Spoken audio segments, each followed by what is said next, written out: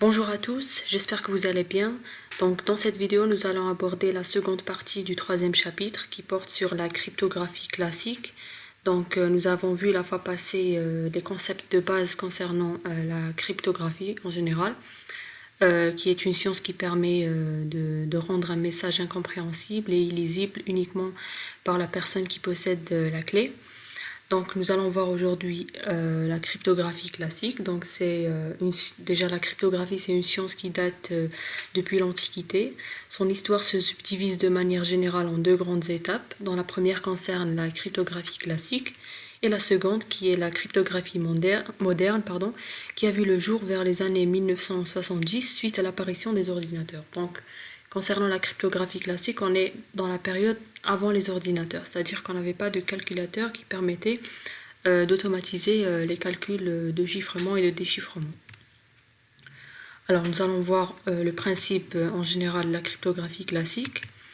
Alors on dit que elle décrit la période avant les ordinateurs. Elle se base sur l'utilisation de l'alphabet d'une langue naturelle, donc on chiffre l'alphabet, on chiffre des lettres, donc c'est pas le cas dans le moderne, où on le verra par la suite, où le chiffrement se base sur des chiffres, des 0 et des 1 en général, donc c'est parce que c'est ce que peut manipuler un ordinateur. Mais dans la cryptographie classique, c'est une cryptographie qui se fait de manière manuelle, en utilisant un stylo et un papier. Donc elle se base sur l'utilisation de l'alphabet d'une langue naturelle. Donc si on chiffre du français, on utilisera les lettres qui existent au niveau de la langue française. Si on chiffre un message en arabe, on utilisera l'alphabet de la langue arabe. Donc tout dépend de la langue dans laquelle nous travaillons. Ce qu'on dit aussi, c'est que les opérations réalisées sur l'alphabet restent secrètes, donc on ne connaît pas le procédé de chiffrement au niveau de la cryptographie classique, on ne sait pas ce qu'on fait réellement comme opération, et l'alphabet on le code.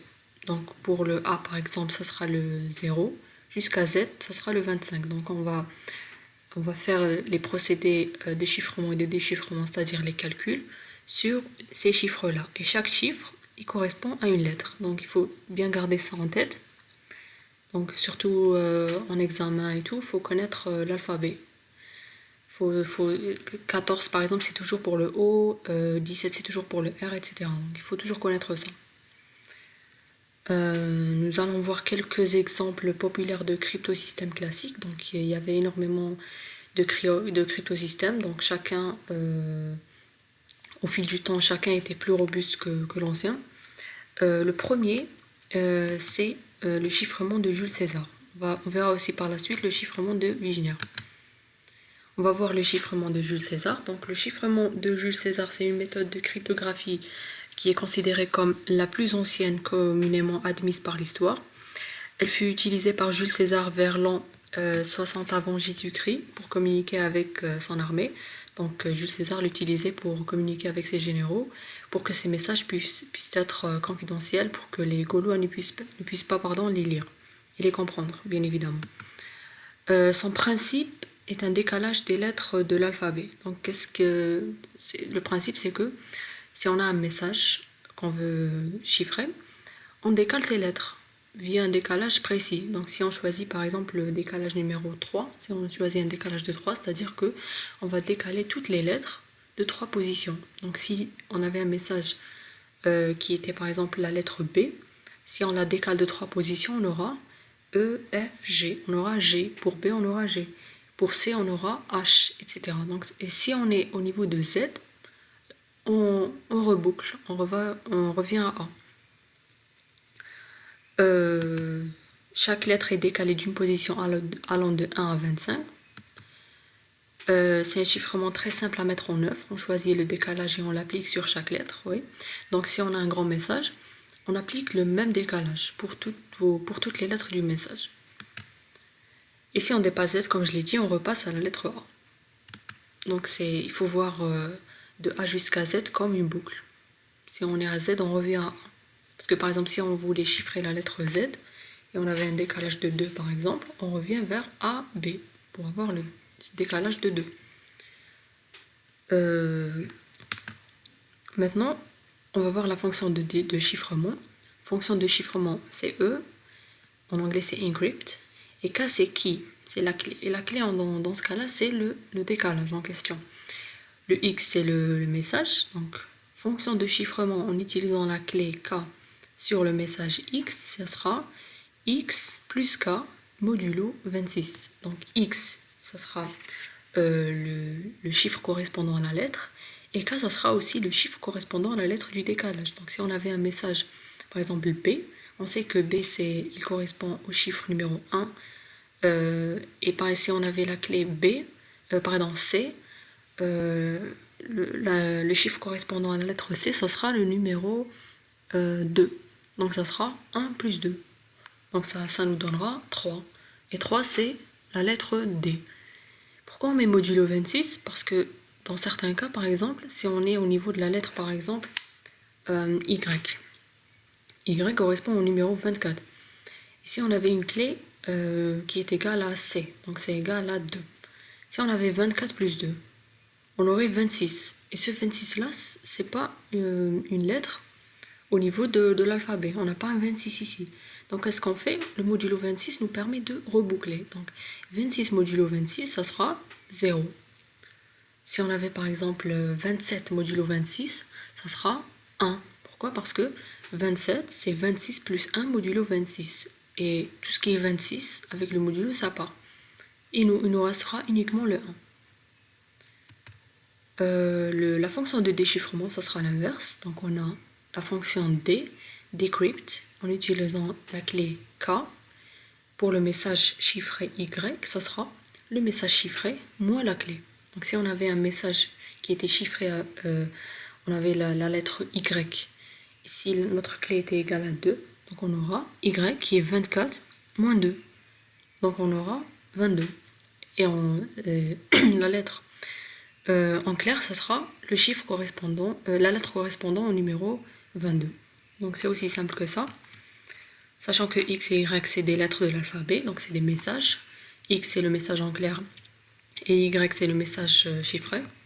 Et K, c'est la clé de chiffrement et de déchiffrement. Donc on utilise la même clé au niveau du chiffrement et au niveau du déchiffrement, sauf qu'on inverse les opérations. Donc ça sera un plus, on ira vers un décalage à droite, et pour déchiffrer, on ira vers un décalage à gauche. On va voir un exemple, pardon. Donc on a ce message en clair là, attaqué en 2 vagues. Donc on va supposer que ce message-là est envoyé par Jules César à ses généraux pour leur dire d'attaquer en 2 vagues les Gaulois, par exemple. Et on a la clé utilisée, c'est la lettre D. Et la lettre D, on sait qu'elle correspond au numéro 3. Qu'est-ce qu'on va faire? On va chiffrer lettre par lettre. On va commencer par chiffrer la lettre A. Et la lettre A, le chiffre qui correspond à la lettre A, c'est le 0. On chiffre la lettre A, on va appliquer la règle. Donc, fonction de chiffrement sur la lettre 0, sur le chiffre 0, ça sera 0 plus 3. 3, c'est la clé. Donc, on aura un 3. Donc, on aura un D au niveau du message chiffré. On chiffre aussi la lettre T. Et on sait que la lettre T correspond au chiffre numéro 19. On va chiffrer la lettre T. Donc, ça sera E de 19. Ça sera 19 plus 3. Toujours la même clé. On aura 22. Et 22 correspond à W. On chiffre aussi. Bon, là, regardez, on a 2T, on a 2A. Donc, on est supposé connaître le chiffré de A et de T. Donc, on passe directement à la lettre Q. La lettre Q correspond au chiffre numéro 16. On chiffre le numéro 16. Ça sera 16 plus 3. Ça donne 19. Et 19 correspond à la lettre T. On chiffre le U. Le U correspond au chiffre 20. On chiffre la lettre U. Donc, ça sera 20 plus 3. Donc ça donne 23 et 23 correspond à la lettre X, etc. Donc on finit toutes les lettres du message et on va par exemple vers la dernière lettre qui est le 18. On chiffre la lettre S, ça sera 18 plus 3, ça nous donne 21 et 21 correspond à la lettre V. Donc le message chiffré à la fin, ça sera ça. Attaquer en 2 vagues en utilisant la clé égale à D, ça sera ce message-là. Donc, on peut voir que ce mode de chiffrement est assez simple. Donc il suffit d'essayer toutes les lettres comme décalage. Donc il suffit de faire 26 tentatives pour pouvoir trouver le message en clair. Donc ça paraît quand même assez évident, surtout de nos jours. Mais Jules César, à ce moment-là, il pensait que son chiffrement était inviolable. Il pensait que son chiffrement était très sécurisé. Et ce n'est vraiment pas le cas du tout de nos jours. Une des méthodes pour attaquer ce chiffrement, c'est, puisqu'on utilise des lettres et puisqu'on utilise des langues, ce sera ce qu'on appelle l'analyse de fréquence. L'analyse de fréquence, dans chaque lettre, dans chaque langue, par exemple, nous avons un certain nombre de lettres qui se répètent beaucoup. Par exemple, en français, on a le E, le S, le I, quelquefois, donc on a beaucoup plus le E et le S qui se répètent. Qu'est-ce qu'on fait? On va prendre notre message chiffré, surtout s'il est grand. Donc plus le message chiffré est grand, plus cette analyse de fréquence elle est plus fiable. Donc, pourquoi? Parce que quand on a un grand message, on est sûr qu'il y aura énormément de S et énormément de E. Si on sait que déjà que notre message il est en français. Donc voilà, donc si on veut utiliser cette méthode d'analyse de fréquence, on est supposé connaître la langue utilisée. Donc on sait que c'est le français, donc si on a un grand message, on va avoir un message qui est chiffré, donc incompréhensible, et on va voir quelle est la lettre qui se répète le plus. Par exemple, si on avait la lettre W, si W se répétait le plus, on va supposer que W c'est soit S ou bien soit E. Donc je ne sais pas exactement quelle est la lettre qui prédomine en français. Bon, il y a sur internet des probabilités pour chaque langue. On va, par exemple, si on voit que le W se répète énormément, on va dire que W correspond à un E en message en clair. Donc qu'est-ce qu'on fait? On va dire que W correspond à un E, et puisque W correspond à un E, donc on peut trouver la clé.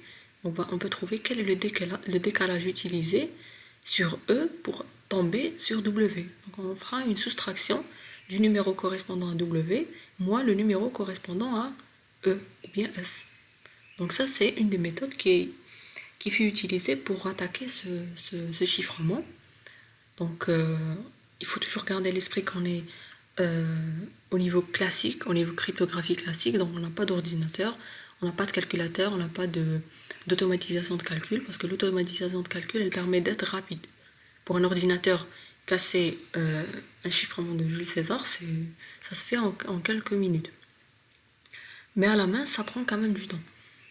Donc voilà par exemple quelques moyens de casser ces chiffrements en utilisant les méthodes traditionnelles. On va voir un exemple. On va essayer d'écrire un programme qui permet d'implémenter le chiffrement de César. Donc j'ai choisi le langage de programmation C. Je ne sais pas si vous le connaissez.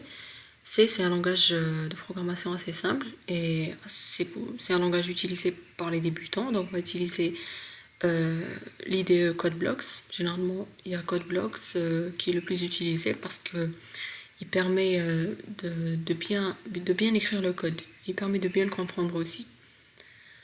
Alors on va dans Nouveau, Empty File, fichier vide, et on commence à taper notre programme. Donc pour synthétiser le programme, on est censé avoir comme entrée une lettre à chiffrer, une clé, et comme retour, nous devons donner à l'utilisateur quel est le chiffré de la lettre en question.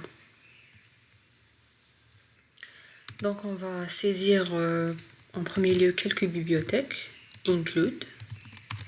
Donc, je commence déjà par enregistrer mon fichier en tant que fichier C. Pourquoi? Parce qu'il va me permettre de me colorer les mots-clés. Donc on va l'appeler notre programme César. Enregistré, voilà. Donc quand je mets include maintenant, ça devient en vert. Include stdio.h. Donc ça permet de faire appel à des bibliothèques. Donc on ne va pas rentrer dans les détails de programmation. Bibliothèque, ça permet par exemple dans le cas de stdio.h, c'est une bibliothèque qui contient toutes les fonctions de base, comme la fonction de lecture, d'écriture, etc. On va aussi inclure une autre bibliothèque qui est stdlib .h. Donc ça, il faut pas vraiment faire attention. C'est juste des bibliothèques. Il est nécessaire de les mettre pour que le code puisse être exécuté. Alors, puisqu'on va écrire un algorithme, donc chaque algorithme en général, ça contient une fonction principale. La fonction principale, on sait, c'est le main. Int main, bon, le int, ça permet pour dire que ça renvoie un entier. On peut mettre dedans des arguments comme on peut ne pas les mettre, les int arg c et les chars arg v. Vous pouvez ne pas les mettre. Voilà, on ouvre de sa collate. Regardez code bloc Silet, donc la collate fermante, il la met lui-même. Donc au niveau de ce programme principal, nous allons saisir notre algorithme. Alors comme j'ai dit, nous avons en entrée une lettre à chiffrer, la clé, et en sortie, on a une lettre chiffrée. Donc on va déclarer 3 variables de type caractère. Type caractère en C, c'est char. On va déclarer la lettre. En clair, on va déclarer la clé et on va déclarer le chiffré. On va l'appeler chiffre. Voilà, donc là, on a déclaré les variables qu'on va utiliser. Qu'est-ce qu'on fait?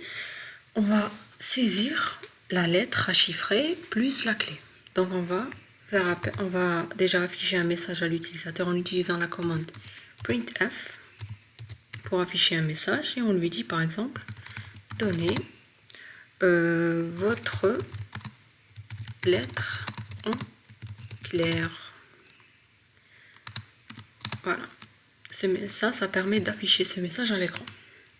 Qu'est-ce qu'on fait par la suite? Donc, puisqu'il va avoir ce message, on va lui donner la main pour insérer la lettre à chiffrer. Donc, on va utiliser la fonction scanf.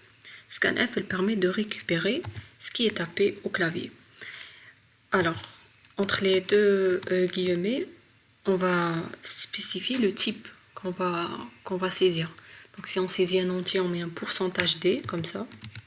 Si on saisit un caractère, on va mettre %C, pour %char. Point virgule, pardon, et E commercial, lettre. Qu'est-ce que ça veut dire? Ça veut dire que ce que va saisir l'utilisateur, la lettre que va saisir l'utilisateur du moment que c'est un %C ici, elle sera stockée dans la variable de type char qui s'appelle lettre. Donc, à cette étape-là, on est en train de saisir uniquement la lettre, c'est-à-dire que à ce moment-là, la lettre elle sera mise en mémoire dans la variable lettre. On fait la même chose pour la clé. On va mettre un printf. Donner la clé de chiffrement César. Donc j'évite de mettre les accents parce que c'est pas lu sur la console. Donc, je mets César avec un E. Voilà, je mets un point virgule pour dire que il y a une prochaine instruction qui arrive. Scanf, la même chose. J'ai un caractère à lire. Ma clé c'est un caractère. C'est vrai que c'est un décalage, mais c'est une lettre en réalité. %C.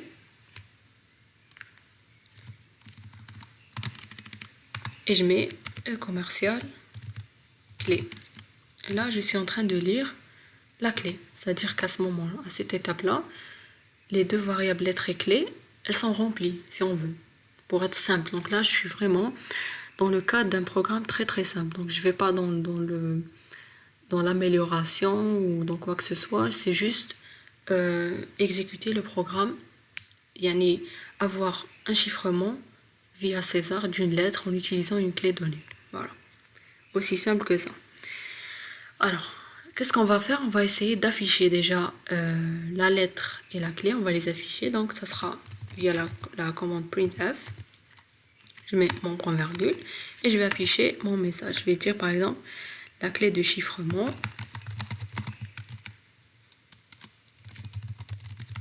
Deux points. Donc, pour afficher une variable, ça sera via %C,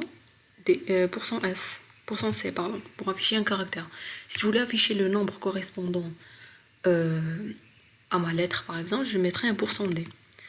virgule, et je spécifie quelle est la variable que je veux afficher. Ça sera par exemple lettre. Bon, puisqu'on est dans le cas de la clé, ça sera clé. Hein. Voilà. Et je mets la même chose pour la lettre. Printf. On va écrire lettre en clair. 2 points, %C. Et je mets lettre. On va essayer d'exécuter le programme. Donc pour exécuter, on clique ici. Build and run. Voilà, regardez, ça nous affiche la console. Il nous affiche le message qu'on a saisi auparavant. Donnez votre lettre en clair. Je vais donner par exemple un D. Et donner la clé de chiffrement César, je vais donner un F. Regardez, ça les affiche. Regardez ce que ça m'a affiché, clé de chiffrement F. Directement, ça m'a affiché lettre en clair D. Qu'est-ce qu'on a oublié ici? On a oublié de mettre un retour chariot. Retour chariot en C, c'est /n. Si on réexécute, si je mets D, puis je mets E, regardez, ça va m'afficher sur une autre ligne. Voilà, donc là j'ai pu afficher les deux données en entrée que je devais saisir. Maintenant, pour l'algorithme, je vais plutôt manipuler un chiffre. Je ne peux pas manipuler une lettre. Donc qu'est-ce que je vais faire? Déjà, je vais essayer d'afficher, je vais afficher les lettres en chiffres pour voir quel est le chiffre qui correspond à la lettre. Donc normalement, ça doit correspondre, par exemple le A, ça doit correspondre à 0, jusqu'à Z, ça doit correspondre à 25. Mais au niveau du PC, ça ne correspond pas réellement à 0 et à 25 pour A et Z. On va voir ça. Je vais afficher, par exemple, je vais saisir comme lettre A, et je vais saisir comme lettre de chiffrement Z. Pourquoi? Je vais voir quel est le chiffre correspondant à la lettre A et quel est le chiffre correspondant à la lettre Z. Regardez ce que ça m'affiche. La lettre en clair, c'est le numéro 97 et la clé de chiffrement, c'est 122. C'est-à-dire que les lettres de A jusqu'à Z en français, elles sont entre 97 et 122. En réalité, les 97 et 122, c'est le code ASCII pour chaque lettre. Donc chaque caractère sur l'ordinateur, ça a un code ASCII qui est unique pour chaque lettre. Pour la lettre A, ça sera 97. Si on veut voir quel est le correspondant pour la lettre B, on va essayer de taper. On va mettre A et on va mettre B. Regardez, le A c'est 97, c'est la lettre en clair. Et la clé de chiffrement c'est 98, c'est le B. Qu'est-ce qu'on constate? On constate que au niveau du codage ASCII, les lettres sont ordonnées. De A jusqu'à Z, c'est ordonné. Donc ça va de 97 jusqu'à 122. Donc, a priori, je ne peux pas manipuler ces chiffres-là. Je ne peux pas manipuler le 97 au niveau de mon algorithme. Pourquoi? Parce que ça n'a pas de sens. L'idée, c'est quoi? C'est de décaler.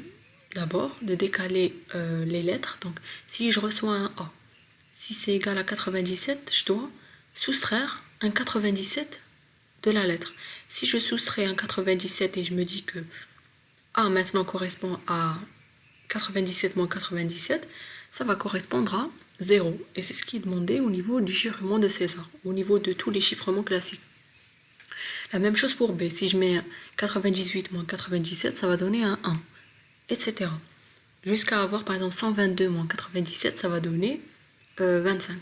Voilà. Donc l'idée c'est quoi? C'est de, après avoir saisi les lettres, que ce soit la clé ou bien la lettre à chiffrer, je les décale à gauche de 97 positions pour avoir l'ordre qui est établi par les chiffrements classiques, c'est-à-dire pour A c'est 0 jusqu'à Z 25.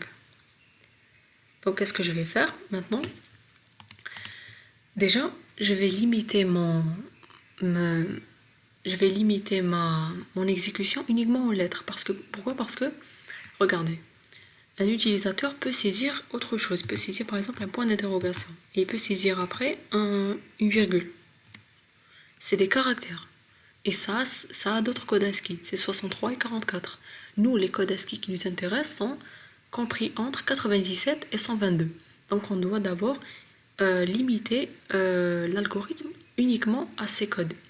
C'est-à-dire que s'il il fait entrer un point d'interrogation ou bien une virgule ou un tout autre caractère différent de l'alphabet, eh bien j'exécute pas mon programme. Voilà. Il y a aussi le problème des majuscules. On va essayer d'exécuter avec une majuscule en A et une majuscule en Z. On va mettre un grand A et un grand Z. Regardez, ça a aussi d'autres plages. Donc le grand A correspond à 65 et le grand Z correspond à 90. Donc je dois travailler au niveau de ces deux intervalles. Je dois travailler entre 97 et 122 pour les minuscules et 65 et 90 pour les majuscules. Donc utiliser une minuscule ou une majuscule par l'utilisateur, ça doit être possible. Uniquement ces deux intervalles. Donc on va travailler sur ces deux intervalles. Donc pour pouvoir travailler uniquement sur deux intervalles, généralement en programmation, on met une condition. Si. Donc je vais mettre un if et je mets deux parenthèses. If, ça veut dire quoi? Ça veut dire tout ce qui va se passer après le if, ça sera uniquement pour les lettres minuscules et les lettres majuscules. Donc en premier lieu, qu'est-ce que je vais faire? Je vais repositionner ma clé. Donc je dois dire que ma clé doit être comprise entre, donc if clé, elle doit être supérieure ou égale à 97, ça veut dire qu'elle peut aller de A et plus. Je vais mettre supérieur ou égal à 97. Ça, c'est la première condition. Ma seconde condition, c'est quoi? C'est qu'elle doit être inférieure ou égale à 122. Donc, elle doit être comprise entre petit a et petit z. Puisque j'ai deux conditions, je dois mettre des parenthèses, bien évidemment.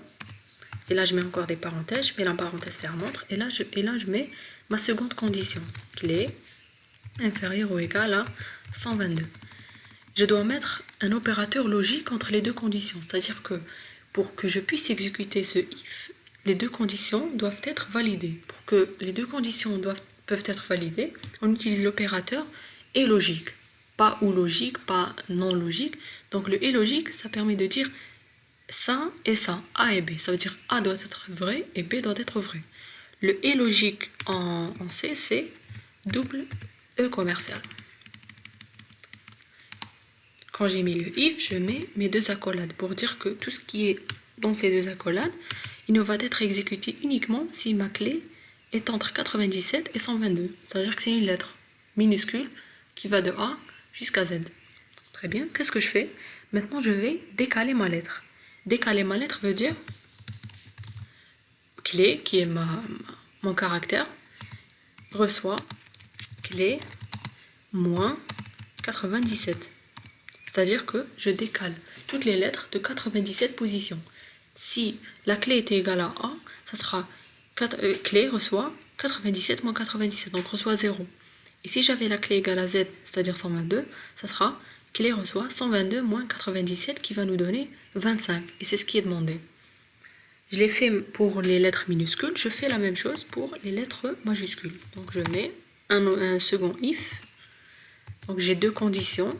J'ai un et logique, donc ma clé doit être comprise entre supérieur ou égal à 65.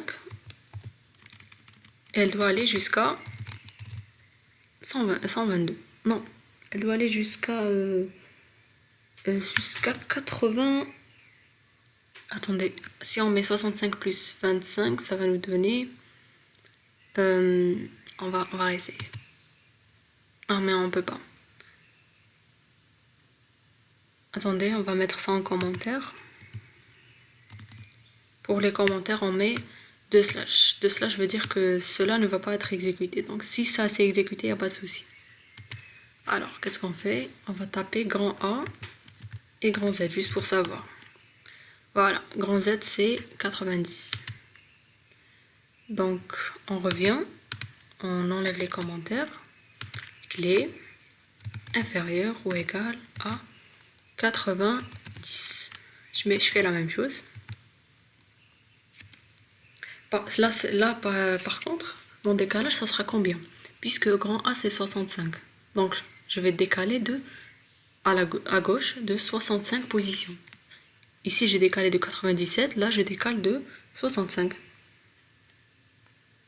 Donc, je mets clé, reçoit, clé.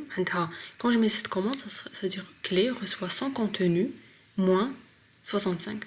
Ou la moins 97 dans le cas des minuscules. 65. Je mets un point virgule pour toujours. Donc là, puisque j'ai uniquement une seule instruction à faire, même ici, je peux mettre les accolades comme je peux ne pas les mettre. Mais par bonne manière, en programmation, on met toujours les accolades. Je mets cette instruction dans mes accolades. Donc, ce qu'on a fait jusqu'à présent, on a décalé les clés, qu'elles soient majuscules ou minuscules. On étudie les deux cas. Donc si c'est une minuscule, ça va rentrer dans ce if. Et si c'est une majuscule, ça rentre pas ici, mais ça va rentrer ici. Si c'est un autre caractère différent d'une minuscule ou d'une majuscule, ça ne va entrer dans aucun des deux if que j'ai écrit ici. Maintenant, je vais m'occuper maintenant des lettres. Donc les clés, elles sont décalées. Donc je peux les manipuler en tant que nombre. Maintenant, je dois décaler mes lettres. Donc ça sera la même chose pour la lettre, sauf que je change clé en lettre. On commence par les minuscules. Donc if de parenthèse, lettre supérieure ou égale à 97, and, et logique, lettre inférieure ou égale à 122. Donc là, je suis dans le cas où si la lettre que j'ai envie de crypter, elle est minuscule, c'est-à-dire elle est entre 97 et 122, qu'est-ce que je fais? Là, je vais commencer à chiffrer. Je vais faire intervenir la variable chiffre. C'est-à-dire c'est dans cette variable-là que je vais mettre le chiffré. Je vais mettre chiffre, il reçoit lettre moins 97. Ça veut dire quoi? C'est-à-dire que déjà là, parce que c'est pas là, si je mets lettre reçoit lettre moins 97, je vais perdre le code ASCII, la lettre. Parce qu'à la fin, j'ai envie de réafficher. Qu'est-ce que je fais?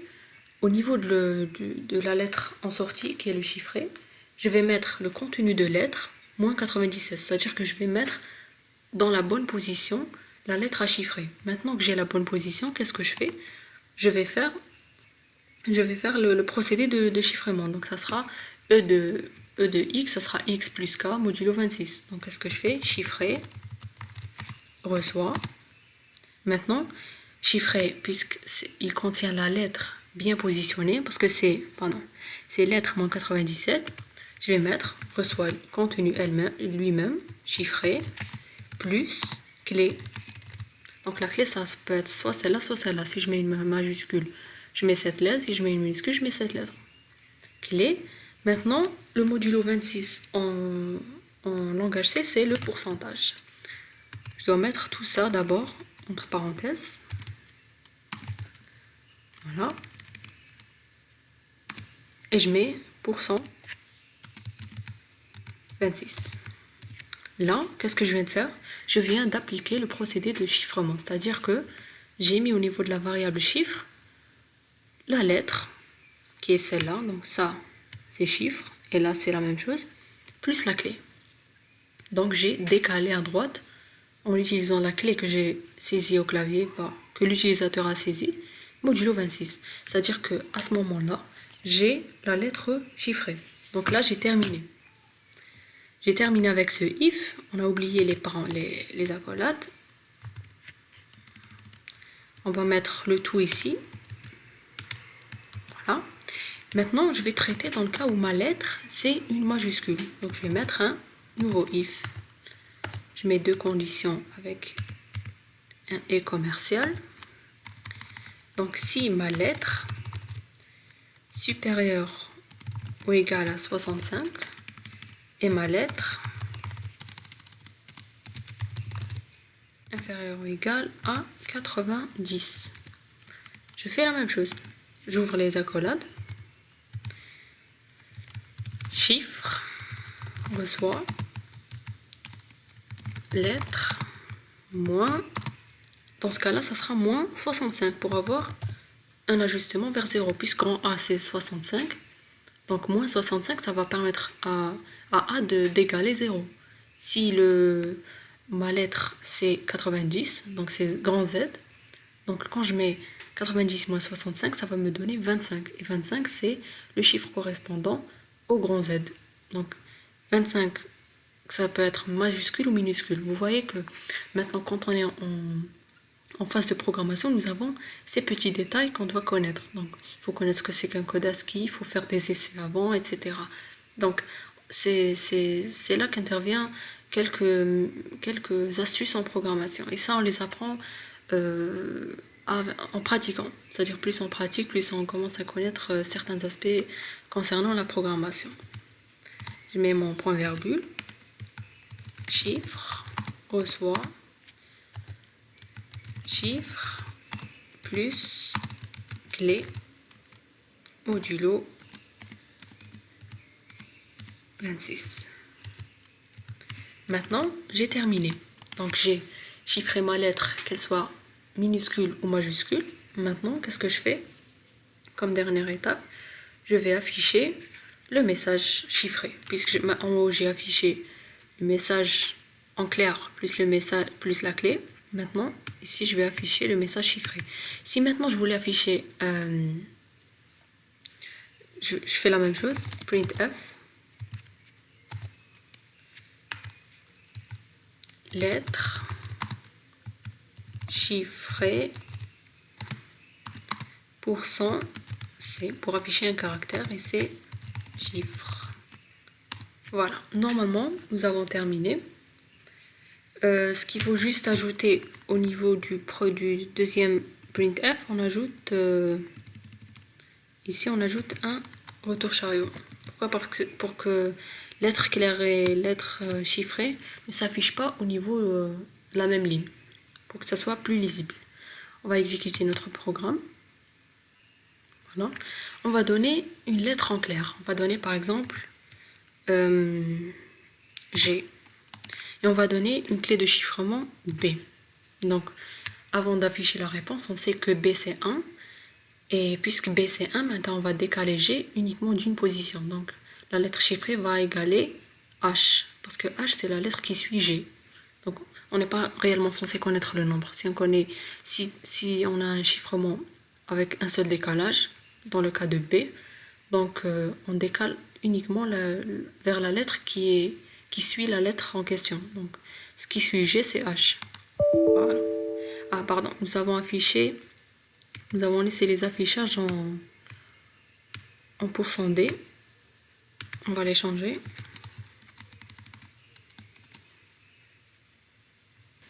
Voilà. On va réexécuter. On va donner G et B. Ah, regardez, lettre chiffrée, ça ne s'affiche pas. Qu'est-ce qu'on a oublié de faire? C'est, puisque maintenant on a changé le décalage, il faut maintenant qu'on revienne vers le décalage normal, c'est-à-dire vers le code ASCII pour qu'il puisse être affiché.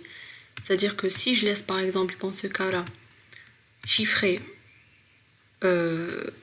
uniquement cette instruction, c'est-à-dire que j'aurai uniquement le chiffre qui correspond à la lettre au niveau de ces ordres, c'est-à-dire que j'aurai des chiffres entre 0 et 25. Or, dans le code ASCII, ça va de 97 à 122. Donc, qu'est-ce que je dois faire? Je dois revenir vers le décalage normal. Donc, je dois décaler de 97 positions à gauche, à droite.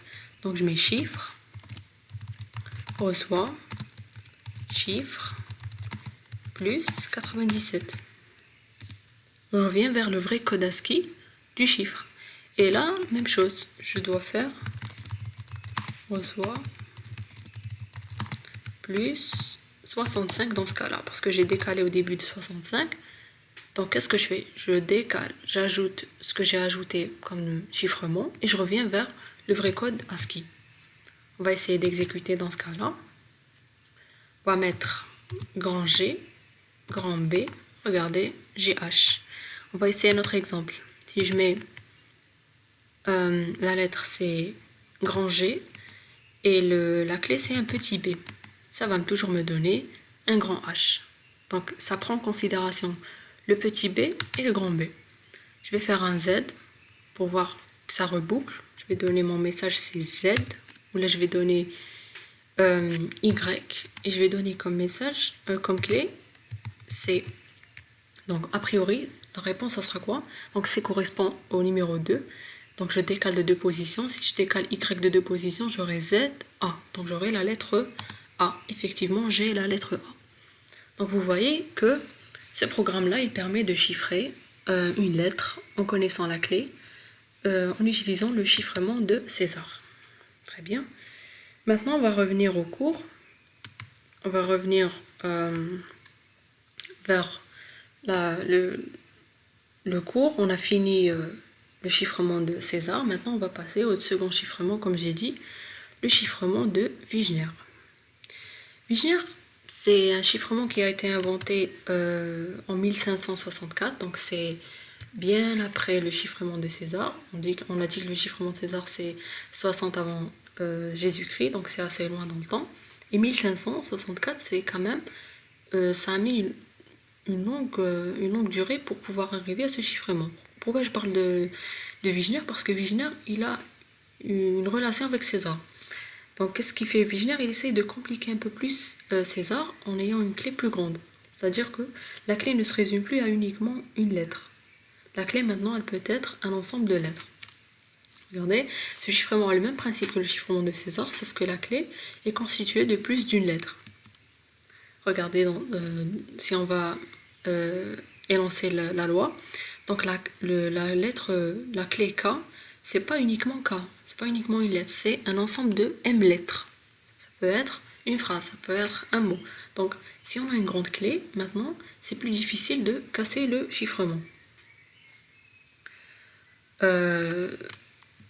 Donc, la fonction de chiffrement, ça sera quoi? Ce sera le même principe que César. Donc, c'est la lettre du message plus la clé. Mais regardez, dans notre cas là, si on a une phrase à chiffrer, donc on a par exemple M lettres à chiffrer, suivant cette clé-là, on va chiffrer lettre par lettre. Première lettre du message on l'additionne avec la première lettre de la clé. Seconde lettre du message, on l'additionne avec la seconde lettre de la clé, etc. Jusqu'à arriver à la dernière lettre du message, à la dernière lettre de la clé, le tout modulo 26. Donc ça change. Les fonctions de déchiffrement, ça sera à l'inverse. Ça sera la lettre chiffrée moins, la première lettre chiffrée moins la première lettre de la clé, la seconde lettre chiffrée moins la seconde lettre de la clé, etc. Donc vous remarquez que ça complique plus le cassage. Donc le principe est le même, mais le cassage il change. Il est plus difficile. Sachant que les X et les Y c'est des messages, c'est des lettres de l'alphabet. Donc quand le X, Hadaga, c'est le message en clair, et le Y c'est le message chiffré.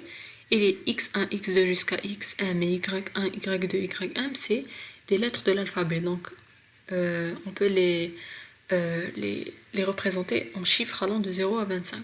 Sachant que A c'est 0 et Z c'est 25. Et K1 jusqu'à KM, c'est la clé de chiffrement. Donc tout ça c'est le décalage. Maintenant, c'est pas uniquement un petit K qui est le décalage. On va voir un exemple. Supposons qu'on a ce message-là. Nous attaquerons les positions ennemies demain à l'aube en passant par la porte sud. Vous remarquez que les messages que je vous donne comme exemple, c'est des messages assez militaires. Vous allez voir par la suite que la cryptographie a joué un très grand rôle d'un point de vue militaire, en guerre. Donc ça a vraiment joué un très grand rôle. Pourquoi? Parce que on se souciait beaucoup de la confidentialité des données qu'on échangeait. Les données qu'on échangeait étaient des données confidentielles et stratégiques. Donc on donnait par exemple des positions de navires, des positions d'armée, des horaires d'attaque, etc. Si on utilise par exemple la clé fortune, maintenant c'est pas uniquement une lettre, c'est pas uniquement F ou bien O ou bien R, c'est tout ça qui est la clé. Donc fortune, elle est constituée de 7 lettres. Et ces 7 lettres-là, elles sont représentées par ces chiffres-là. Donc on sait que le F c'est 5, etc. C'est ce qu'on connaît. Maintenant, si je veux chiffrer ce grand message, on remarque aussi que le message, il est plus grand que la lettre. Le principe, c'est de dupliquer autant de fois la clé utilisée jusqu'à arriver à épuisement. C'est-à-dire que si j'ai ce message-là, regardez, nous attaquerons les positions ennemies demain. Je vais lui ajouter la clé comme ceci. Fortune, fortune, fortune, fortune, etc. Regardez. Je vais ajouter les lettres de la clé en les répétant jusqu'à terminer le message. Là, regardez, j'ai pas terminé le E de fortune. C'est pas un problème. L'essentiel, je commence par fortune, fortune, fortune jusqu'à ce que je termine mon message. Donc maintenant, je vais chiffrer le message en clair. Je commence par la première lettre, bien sûr. Le N correspond au chiffre 13. Donc ça sera 13 plus première lettre de la clé. Ça sera 5. Donc ça sera N plus F. Ça donne 18 et ça correspond à S. Je chiffre la lettre O, la seconde lettre du message en clair. O correspond à 14. Ça sera 14 plus 14. Pourquoi ça sera 14? C'est la seconde lettre de l'alphabet, de la clé, pardon. Ça nous donnera, normalement ça va nous donner 28. Et 28 modulo 26, c'est 28 moins 26. Donc ça donne 2 et donc ça donne la lettre C. U égale à 20, ça sera la troisième lettre du message en clair. J'utiliserai la troisième lettre de la clé, c'est-à-dire 17. 20 plus 17, ça donne 37 et ça donne 11 modulo 37 modulo 26 donne 11 et 11 correspond à la lettre L, etc. Donc jusqu'à ce que je finisse tout mon message, à la fin j'aurai le message chiffré, ce message-là, qui est incompréhensible. Donc ce qui est bien par rapport à César, c'est que je ne peux pas appliquer la méthode d'analyse de fréquence. Pourquoi? Parce que si par exemple, dans la langue, si dans mon message il y a beaucoup de E, si je suis dans la langue française, le E dans ce cas-là, il ne sera pas toujours chiffré par la même lettre. Regardez, par exemple, ce E-là, il sera chiffré par une des lettres de fortune. Ce E-là, il sera chiffré par une autre lettre de fortune. Donc, l'addition ne va pas donner la même lettre ici. Donc, on ne pourra pas trouver une lettre qui est majoritaire. Donc, on ne peut pas utiliser dans ce cas-là l'analyse de fréquence. Aussi, on ne connaît pas a priori la taille de la clé. La clé peut faire 6 caractères, 7 caractères, 9 caractères ou bien tout le message. Donc, c'est pas évident de casser Wigner. Néanmoins, avec les ordinateurs de nos jours, je pense que c'est faisable. C'est pour ça qu'il fait partie des chiffrements classiques. Parce qu'il utilise aussi des lettres. Mais remarquez que Wigner, c'est le même principe, sauf que ça a été plus compliqué. Et la complication vient de la clé. Cette clé-là est plus grande et elle ne permet plus l'analyse de fréquence. Donc, par exemple, si j'ai beaucoup de E dans ma phrase, même si c'est du français, le chiffrement de E va donner plusieurs chiffrements possibles. Premier E va donner par exemple W, second E va donner X, troisième E va donner M. Donc on n'aura pas une lettre majoritaire pour M. Donc c'est là qu'on voit que Wigner, il est plus sécurisé que César. Maintenant, je vais vous montrer un code que j'ai programmé moi-même. Donc je l'ai programmé en utilisant JavaScript. JavaScript, c'est un langage qui permet d'ajouter un script au niveau d'une page web. Voilà, donc ça a l'air d'une page web, regardez. Et on va saisir, par exemple, on va saisir une clé. La clé, on va mettre ce que vous voulez. Regarde, on va mettre master ST. Voilà. Et on saisit le message en clair. On va donner je suis un étudiant en master système de télécommunication. Le chiffré va donner ça. Voilà. Ça sera M plus J, A plus E, S plus S, T plus U, etc. Donc, bon, j'ai pas voulu montrer comment je l'ai codé parce que ça prend beaucoup de temps pour la vidéo et ça demande beaucoup de notions en programmation. Je sais que vous n'avez jamais programmé en JavaScript. Néanmoins, il faut juste prendre lettre par lettre, stocker la clé dans un tableau, utiliser à chaque fois l'indice correspondant. Et si on arrive à épuisement de la clé, on revient vers la première lettre, etc. Donc c'est ça à peu près le concept. On a terminé avec Wigner. Donc il faut se dire qu'il n'y a pas uniquement César et Wigner. Il y a d'autres chiffrements. Il y a des chiffrements, il y a le chiffrement de Hill, il y a d'autres chiffrements par exemple qui se basent sur la transposition. C'est-à-dire que les deux extrémités, ils vont se mettre d'accord sur une correspondance entre les lettres. Ils vont se dire que A correspond toujours à M, F correspond toujours à B, etc. Donc ils vont faire une correspondance entre les lettres. Ils vont utiliser cette table de correspondance pour pouvoir chiffrer et déchiffrer. Et cette correspondance-là, elle doit être connue uniquement par l'émetteur et le récepteur. Et cette correspondance-là représente, dans ce cas-là, la clé de chiffrement et de déchiffrement.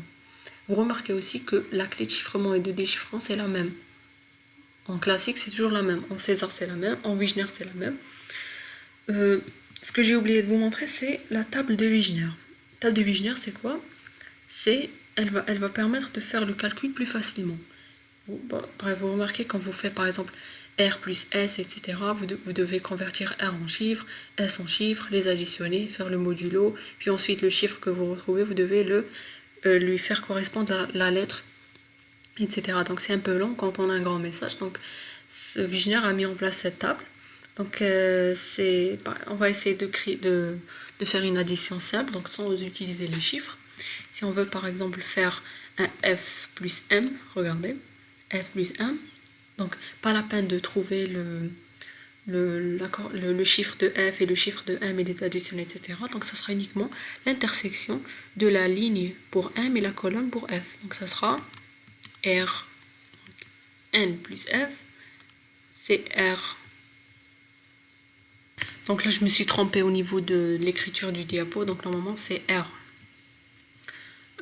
Si on veut faire une autre addition, par exemple, c'est R plus D, ça va nous donner l'intersection qui est U. Donc R plus D, c'est U.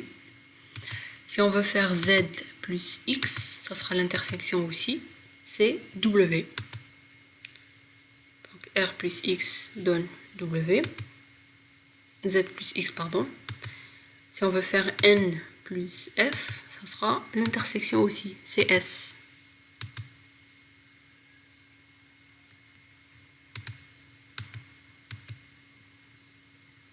Donc on reprend la table de Wigner.